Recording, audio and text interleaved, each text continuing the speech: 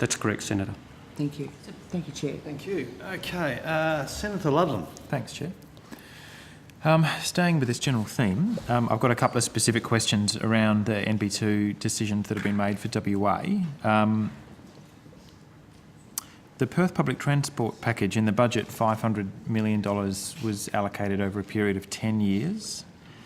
Could you just work us back through the decision-making that's occurred within Infrastructure Australia, because it's the first time I'm aware of, and we're very happy to see the announcement, by the way. It's a good announcement, but I find it a bit unorthodox that the government would have just announced there's $500 million over 10 years to do whatever the state government decides, as long as it involves rail.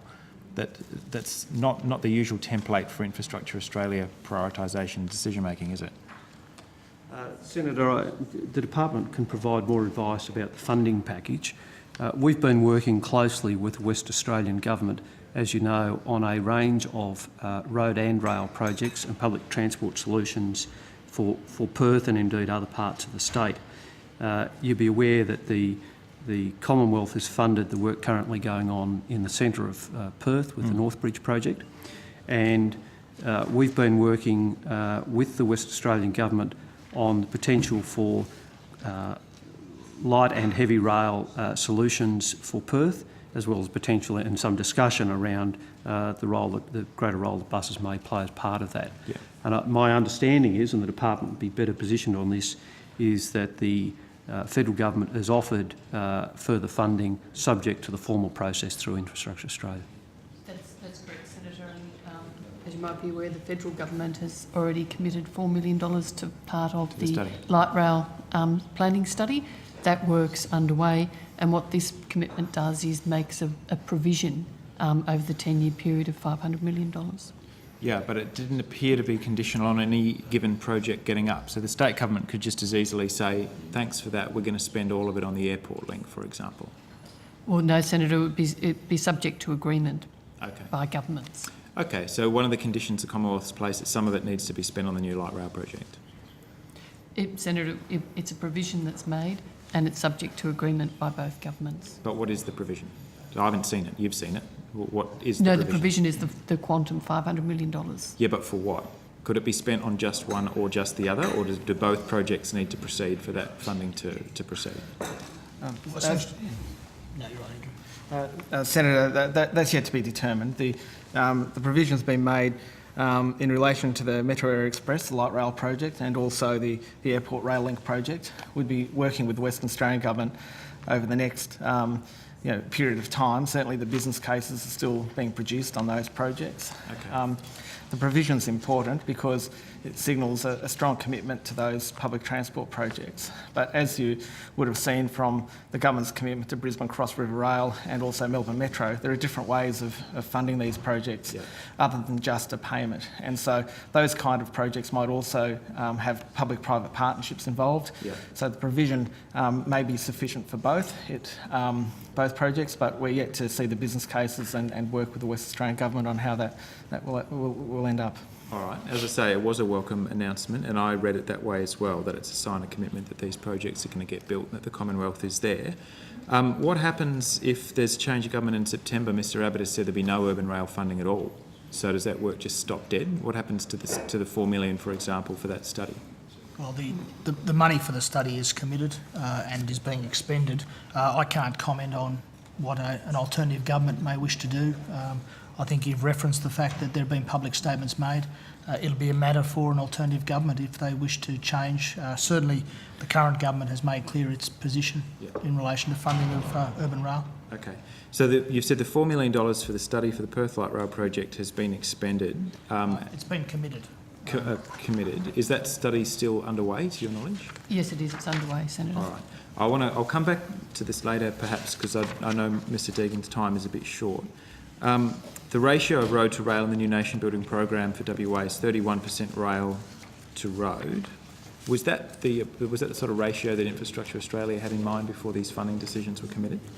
No, Senator. We've assessed our assessment process is on the economic value to the nation of particular projects rather than any artifice around a railroad split. I'm sure that others will comment that it's the first time significant funding has gone into public transport from the Commonwealth. Yeah, I'm very happy to acknowledge that. But it still seems to be somewhat piecemeal, but we'll leave that there. Could you confirm that there was, and either welcome to take this, that there's still not a cent for cycling infrastructure in this budget? Was there any announcement on budget night that I missed? Or are we still at zero? Well, some of the projects, as they work through the design stage, you and I have had extensive discussions, will include provision for cycling, and you may have seen recently the Minister did make a commitment about ensuring that future infrastructure investment does provide for active travel. That'll be something we'll look forward for in our future projects.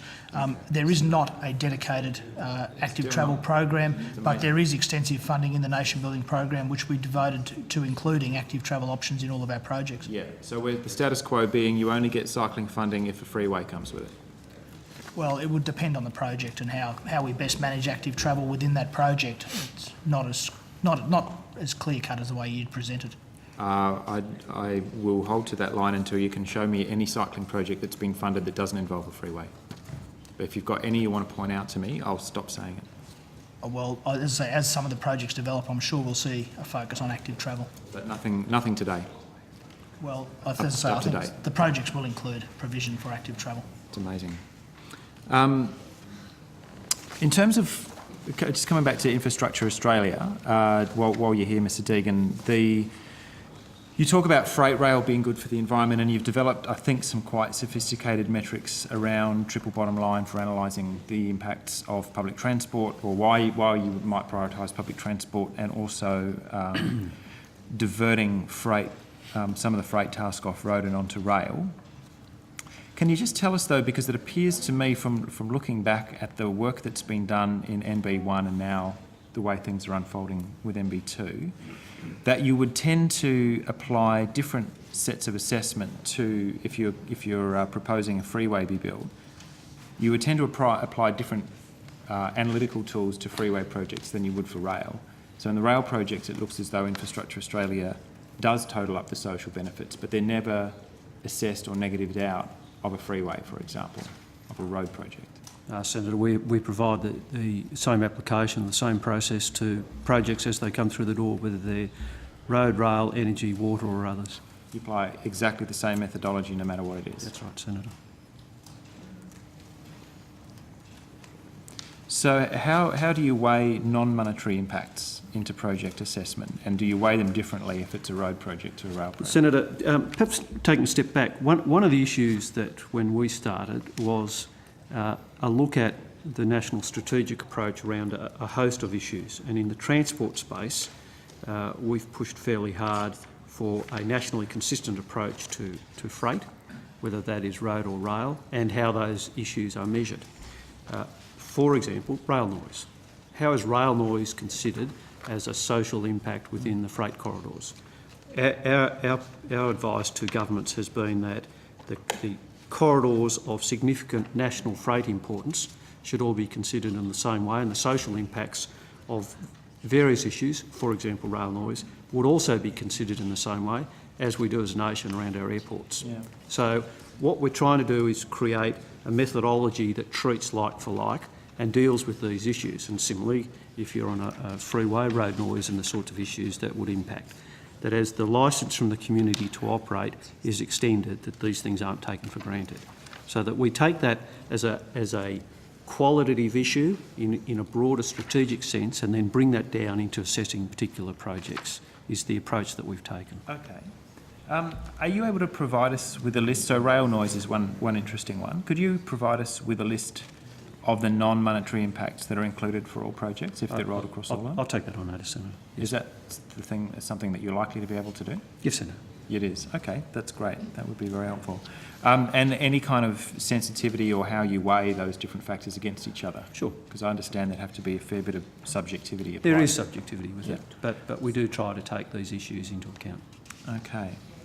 I've got to say, not necessarily all the cost-benefit analysis in other processes have adopted these issues, but we do try to take a national view of how these things are brought together. I'm interested in how you're doing it. So at an Ahuri conference last week, I don't know whether I don't believe you were there, or whether Infrastructure Australia had anybody there. One of my staff went in from sick leave for it, Senator. You did what, sorry? Went in from sick leave to attend. Okay, is that legal? Well, I did raise it. So there was a gentleman called Lewis Adder from KPMG who presented some very, very interesting ways in which similar sort of projects are being analysed in the UK against the backdrop of quite severe austerity. Did you get a report back from your officer about how those new transport economics could potentially be applied here in Australia? Yes, we've had a look at the work by that individual, and indeed some of the other reports coming out of that conference. And what do you make of it? Because it's quite different to how we do it here. We're having a close look at that. It's certainly part of our broader interest in wider economic benefits and how they're assessed and how indeed they're made real.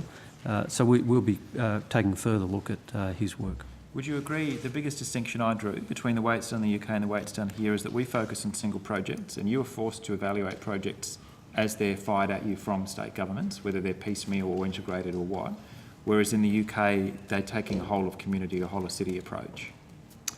Senator, I think without necessarily blowing the trumpet of my counsel, what we have sought to do is to take a broad approach to where we're going. So a national port strategy, so been endorsed by the Council of Australian Governments, national land freight strategy, which is working its way through, and a public transport or public city transit national strategy that we're well advanced in.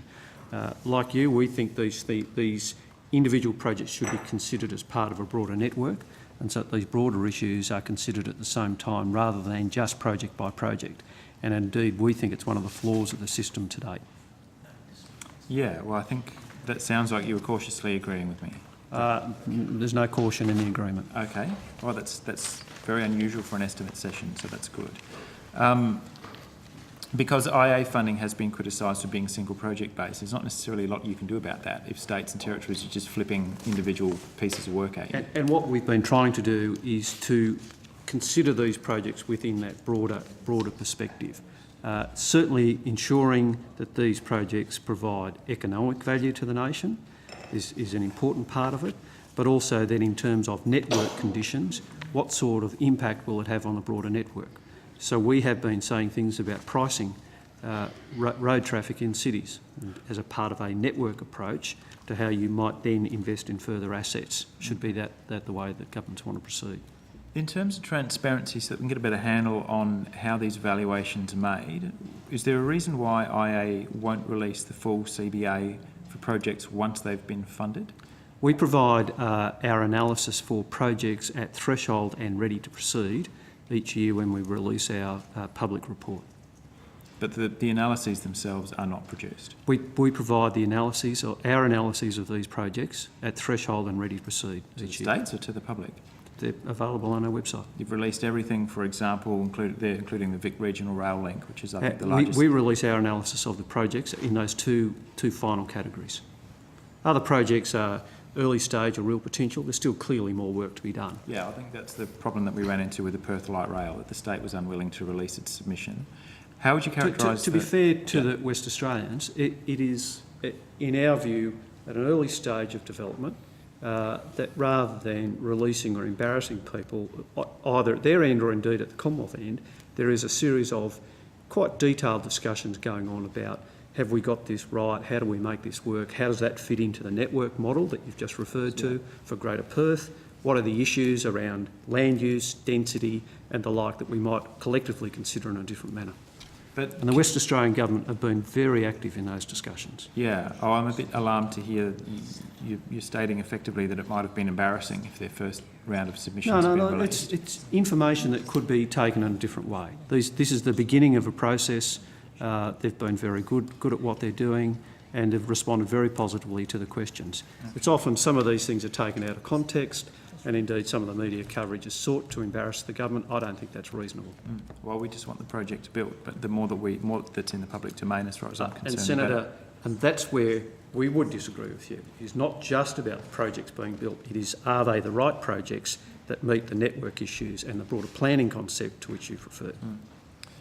On the CBAs though, because I'm not maybe I'm mischaracterising you guys, and I'll stop doing that if it's not the case. Have you released the full? Appreciate it, Senator. Yeah. Have you released the full cost-benefit analysis for all the funded projects? We release our analysis of the cost benefit. Okay, that's kind of a yes. The cost benefit analysis done by the project proponents, we release our analysis of those. Of that, but Yes. it's very difficult for the public if they don't have access to the source material. And that is a matter for the state governments to determine. That's where we are hung. Okay. Can you tell us how many freight submissions you've received from WA in total?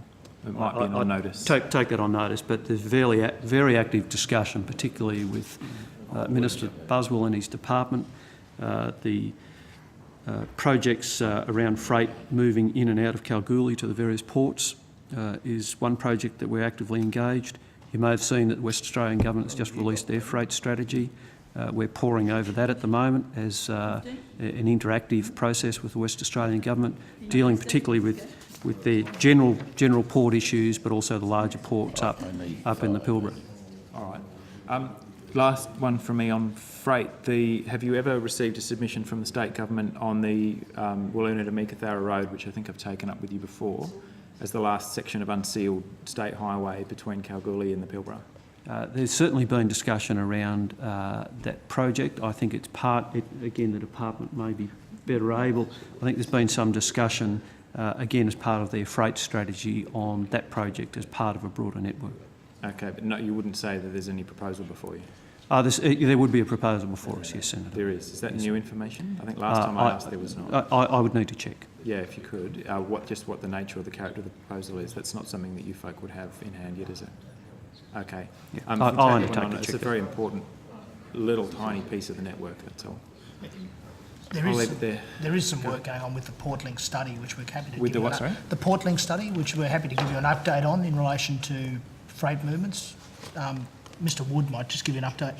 That'll be appreciated, and then I'll throw you back to the chair. Thanks. Senator, the Australian Government's committing... Could we perhaps do this later after Mr Deegan goes? Portlink is associated with our work, so we might cover this off. Just do it now. What I would... Because we want to ask Mr Deegan before he goes, and you've had, a fair crack. Well, I think everyone in this committee gets a fair run, but what we'll do is Mr Deegan